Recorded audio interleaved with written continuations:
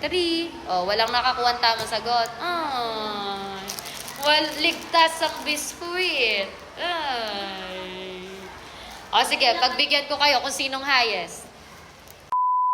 Number 1, babasahin ko para sa inyo. Answer only. Letter lang po ang isusulat. Which word has an E sound? Ano daw? Nakita yung may E na sound? Ano daw yung may letter C na ang tunog ay K? Yung may letter C na may tunog na K. A. Basahin nyo nga ng basa dito. Sa letter B? Snake. Sa letter C? Ice. Sa letter D? Place. Hanapin nyo yung may letter C dyan na ang tunog ay K. Nakuha nyo? Ano daw dyan sa mga yan yung iba ang tunog sa unahan? Tignan nyo. Fast, feed, food, pat. Nakuha natin, yung sa dulo, iba ang tunog. Siya yung kakaiba ang tunog. A. Sige nga, try nyo nga basahin. Anong basa dito?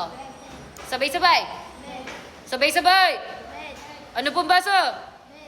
Letter B, anong basa? Anong kot? Cut. Eto? Ano po? Kit. Ang letter D, anong basa? Anong pit? Pet? Ay, babagsak talaga kayo niyan pag ganyan. Again, basahin natin. Sabay-sabay. Bed. Cat. Kit. Pet. J. Ano daw? Ilan daw dya ang maririnig nyo dito sa sentence? Jesrick John joins the English club. Ilang beses? Jesrick John joins the English club. Ilang beses yung narinig yung tunog ng J? A. 2. B. 3. Tuturuya.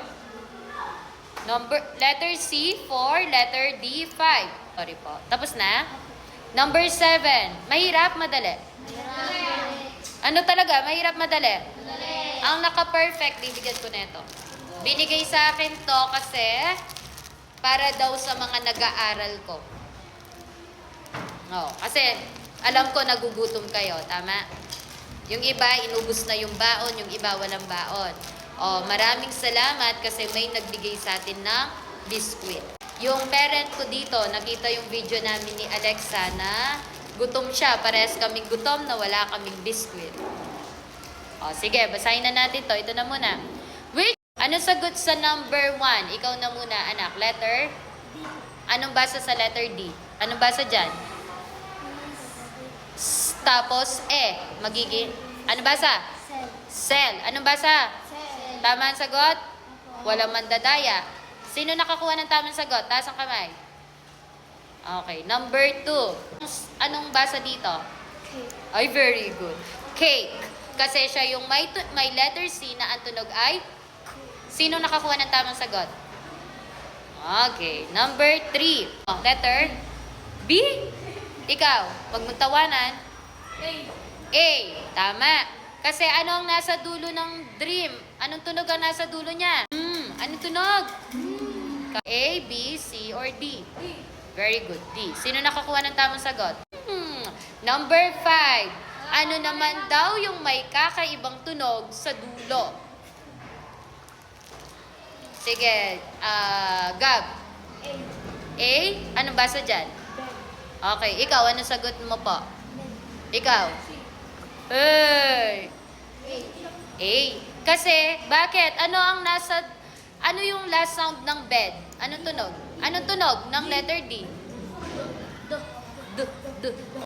Ilan? Anong tamang sagot? 3.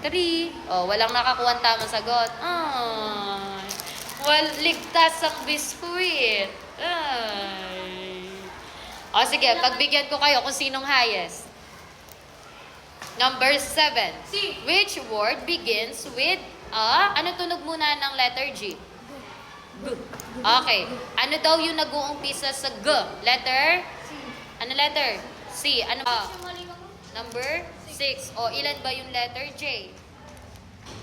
3. Di 3 yung sagot.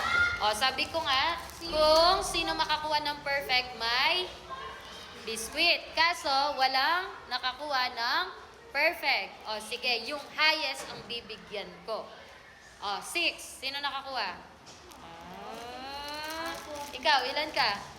Uy, 2. Ikaw, 4. O, bumawi kayo sa susunod na exam. Meron pa. Ay, congrats. O, kain na kayo habang nag-ano. Sinabing syllables, halimbawa, pangalan ko, Veronica. Veronica. Ilang syllables? 4. O, lahat, pagsamahin na lahat, over 20 yan. O, mag-aral. Pag nagbabasa, naintindihan. Asan yung ano? Kanino to? Meron na kayong tigisa, no? O, dahil highest kayo kanina. O, sige, pagbibigyan ko kayo, 2 yung sa inyo. O, tapos, 1 sa inyo. Ano po sasabihin nyo? Thank you. O, sige na. Balik nyo itong upuan.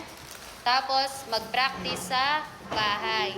Ikaw, kailangan makita na kita araw-araw simula next week. Ha? Ha? Sino? Ako. No? Inaampun ko na kayo. Yung bahay natin, ayusin ninyo. Naiintindihan? Kaya nga maayusin ninyo, hindi ko naman papaayos yan. Kung maayos, di ba?